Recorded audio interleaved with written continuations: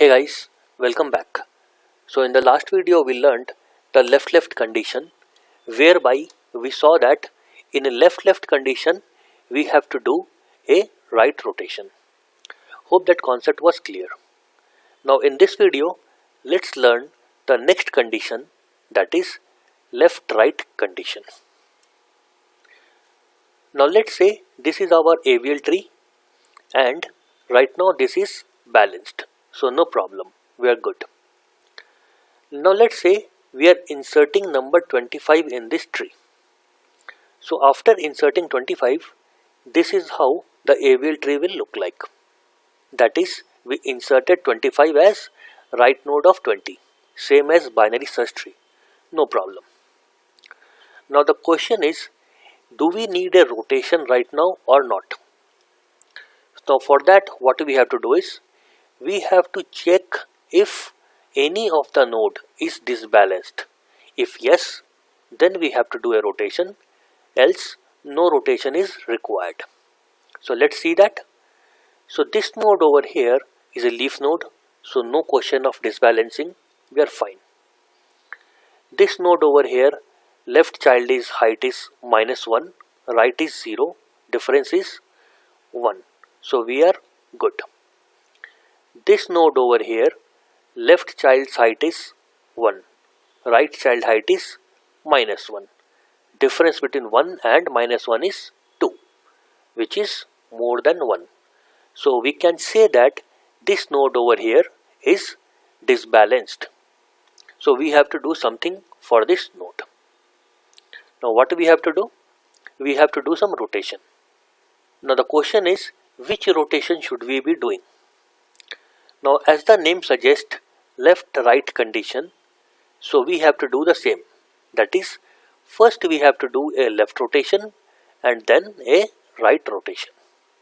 So first we do a left rotation. Now the interesting thing is, when we are doing the left rotation, we will do it on this node, that is the left child of disbalanced node. So we'll do a left rotation like this. So after doing a left rotation, this is how the tree will look like. So 25 goes up, 20 goes down, and this is how it will look like. Now you see that after doing a left rotation, still this node over here is disbalanced. Left height is 1, right height is -1, difference is 2. So we still have a problem.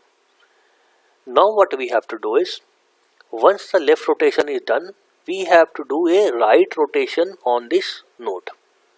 So 30 comes down, 25 goes up, 20 goes up. Now after doing a right rotation, this is how the tree will look like. So 25 went up, 20 is as it is, 30 came down. So we see that in a left-right condition, we do two rotations. First a left rotation and then a right rotation. And the same thing this note over here is also saying. That is, in this case we do a left rotation followed by a right rotation. And how did we identify that this is a left-right condition? We identified it from left-right node from the current disbalanced node is causing a problem. And 30 was the disbalanced node, and if we go left and then a right, so 25 is the node which caused that disbalance. Hence we said that this is a left-right condition. So I hope you have understood the left-right condition. Now let's see the algorithm for this. So the algorithm is very simple. It first does a left rotate on current disbalanced node's left child. So which is the current disbalanced node? It is 30. Disbalanced node's left child is 20. So we pass this argument. New root is equal to disbalanced node's left child dot right. Disbalanced node's left child dot right is 25. So this becomes new root. Current disbalanced nodes dot left child dot right dot left dot right, that is this child, that is this node, is equal to current disbalance nodes dot left child dot right dot left. This node over here dot right dot left, that is null. So 25's right is null. New root dot left is equal to, which is new root 25 dot left, that is this node. What will this be? This will be current disbalance node's left child, which is 20. So this becomes pointing to 20.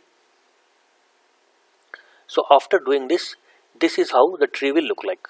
30 will point to 25, 25 will point to 20. Now you might be wondering that how is 30 pointing to 25?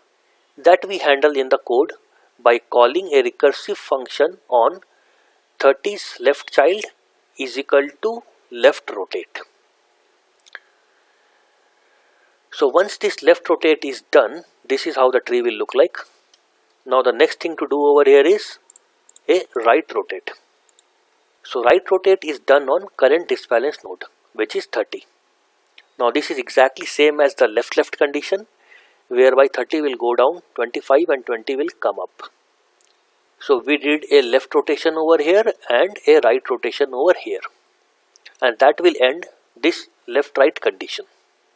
And yes, of course, we have to do similar height adjustments over here for current node and new node, what we did in case of left condition. Now just to quickly recap what we have done in left right condition, first we identified which node is disbalanced. Once we have done that, then we identify which condition this falls into. This is left right condition here. Now once this is a left right condition, we know that, then we do rotation, that is first a left rotate and then a right rotate. So left rotation is done on disbalanced node's left child, and right rotation is done on the disbalanced node. And finally we arrive at this AVL tree, which is a balanced one. So this is how we handled left right condition. Now let's see what is the time and space complexity of this algorithm. So since all that we are doing here is changing some of the reference variable here and there, all of them are constant time operation. So time complexity is order of 1. Space complexity is also order of 1 because we are not using any extra space for doing this operation. So the space complexity is order of 1. And right rotate we have already spoken, it is order of 1. So I hope you have understood what is a left right condition and how do we handle it. Now in the next video, let's learn the next condition, that is right condition. Thanks for your time. See you in the next video.